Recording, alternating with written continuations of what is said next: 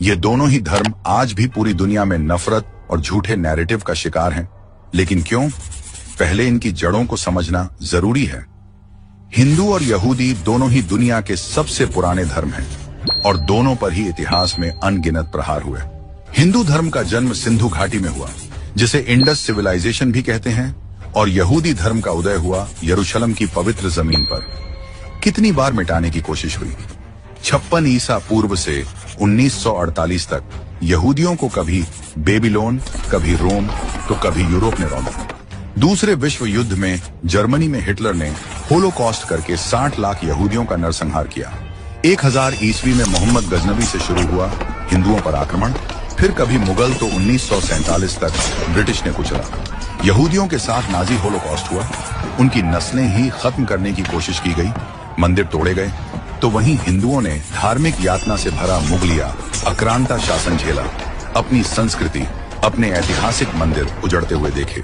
दोनों को एक ही साल के अंतर में आजादी मिली और उन्होंने कॉमन विचारधारा के साथ अपने अपने राष्ट्र का निर्माण किया।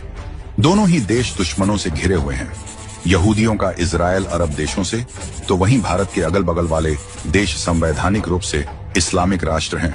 भारत के हिंदू पड़ोसी देश भी चीन के प्रभाव से जकड़े हुए हैं।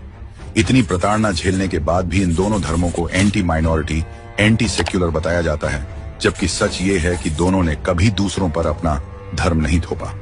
इन दोनों धर्मों का अक्सर उनकी धार्मिक चीजों की वजह से मजाक उड़ाया जाता है। हिंदुओं का कभी तिलक धोती या गौ माता की पूजा को लेकर, तो वहीं यहूदी को भी उनकी धार्मिक प्रैक्टिस, कोशर या धार्मिक मान्यता पर भद्दे मजाक किए जाते हैं। इन पर धर्मांतरण की कोशिश प्राचीन काल से हो रही है। आज इन दोनों धर्मों के खिलाफ दुनिया में भारी नफरत फैल रही है। उसकी वजह यह है कि ये दोनों धर्म आक्रांताओं के सामने झुके नहीं, क्रूरता से डरकर अपने धर्म बदले नहीं। ये प्रताड़ना, प्रहार सहकर भी अडिग रहे हैं। एक तरफ भारत ने गजनवी से लेकर औरंगजेबी मुगलिया शासन देखा, दूसरी ओर यहूदी होलोकॉस्ट जैसे मानव इतिहास की सबसे क्रूर सजा। ये सब सहकर यहूदी और हिंदू खत्म नहीं हुए, और कुछ लोगों को यही बात चुभती है कि इनकी मान्यता, इनका धर्म अब भी क्यों बरकरार है, और इसी के कारण यहूदी और हिंदुओं के प्रति नफरत और बढ़ी है। आज भी हिंदू और यहूदी को पकड़कर मारा जाता है। कभी अमेरिका में इजराइल एम्बेसी पर अटैक, तो वहीं पाकिस्तान और बांग्लादेश में हिंदुओं पर क्रूरता और धर्मांतरण का दबाव, बावजूद इन्हें ही हिंसक बताया जाता है।